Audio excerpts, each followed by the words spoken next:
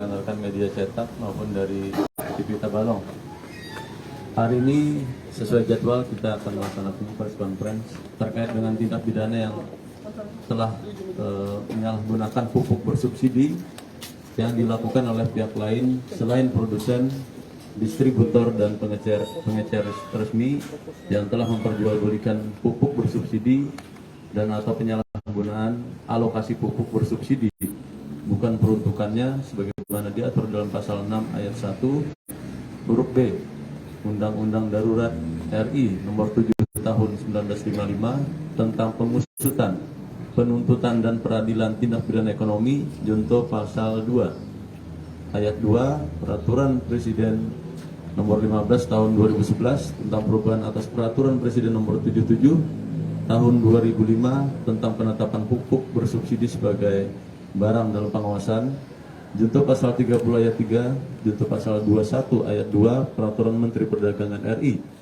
nomor 15 garing M titik dak garing per garing 4 garing 2013 tentang pengadaan dan penyaluran pupuk bersubsidi untuk sektor pertanian atau telah melakukan tindak pidana barang siapa membeli, menyewa, menukar, menerima gadai, menerima hadiah atau untuk mencari keuntungan, menjual, menyewakan, menukarkan, menggadaikan, mengangkut, menyimpan atau menyembunyikan sesuatu benda yang diketahui atau sepatutnya harus diduga bahwa diperoleh dari kejahatan sebagaimana dimaksud dalam pasal 480 ayat 1 ke 1E KUH pidana.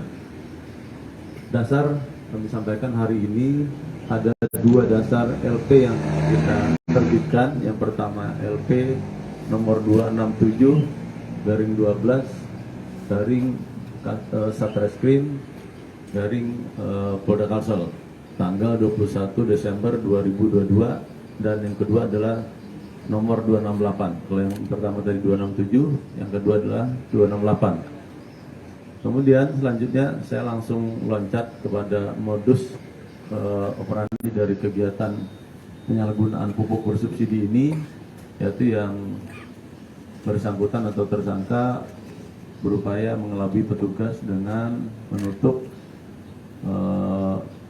mobil atau sarana pengangkutnya, itu menggunakan terpal dan memantau situasi jam yang kira-kira lengahnya petugas.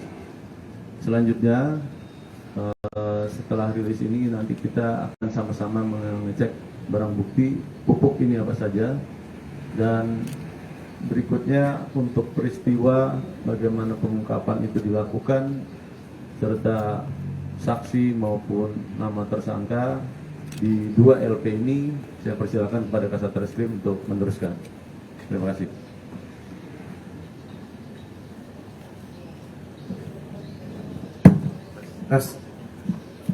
Mohon izin, terima kasih Pak Kapolres atas waktunya. Langsung saja.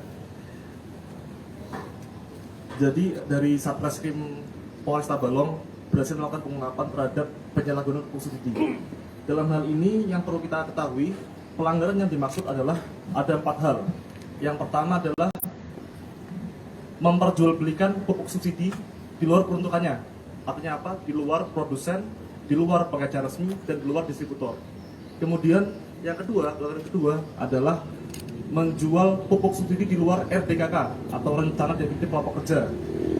Yang ketiga adalah menjual pupuk subsidi di atas harga HEP, yaitu di atas harga eceran tertinggi yang ditetapkan oleh pemerintah yang diatur pada Permentan nomor 1 tahun 2022.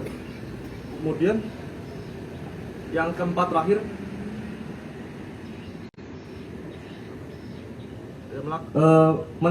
menerima gadai dan atau mengangkut barang yang diduga hasil kejahatan.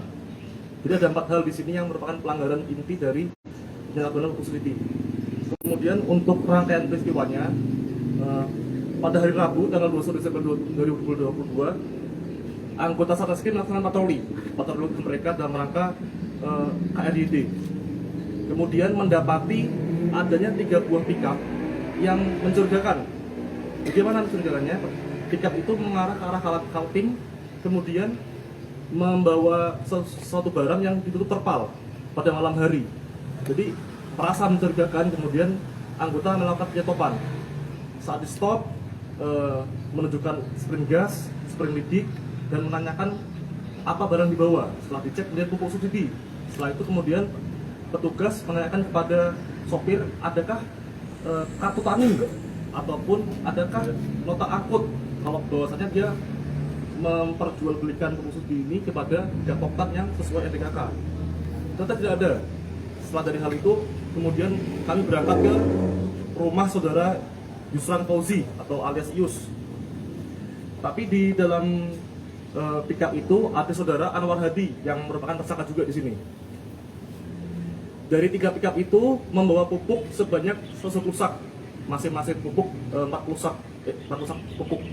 Kemudian dari hasil pengembangan berangkat ke rumah saudara Yusran Fauzi atau Yus, didapati masih terdapat pupuk urea di dalam rumahnya sebanyak 80 sak.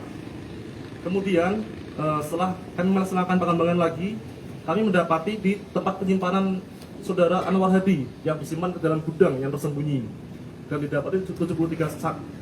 Dengan total barang bukti yang kita amankan, pupuk subsidi, ada pupuk urea dan pupuk NPK sebanyak 13,60 ton, yang merupakan jumlah yang cukup besar mengingat kelangkaan pupuk subsidi yang sedang dialami oleh para petani di sini.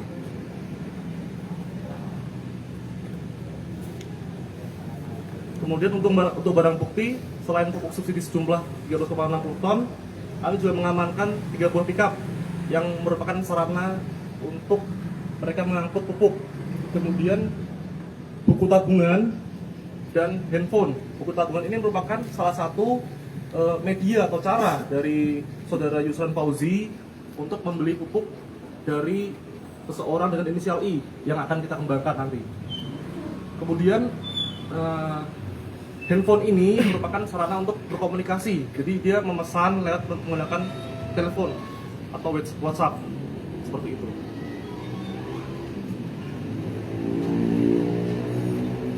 Mungkin cukup setelah ini mungkin kalau ada pertanyaan dari para rekan-rekan wartawan, silakan. Benar. Ini kan mengingat pupuk ini kan dan harus ada RDKK-nya nih. Nah mereka ini dapatnya ini pupuk ini dari mana sebenarnya? Kok bisa keluar pupuk sebanyak ini? Apakah mereka beli dari petani atau gimana? Dan terima kasih. Jadi setelah seperti yang saya sampaikan, bahwasannya saudara Yusran Fauzi ini yang dia mengumpulkan pupuk itu, dia membeli dari saudara berinisial I yang ada di Kabupaten Hulu Sungai Tengah di situ.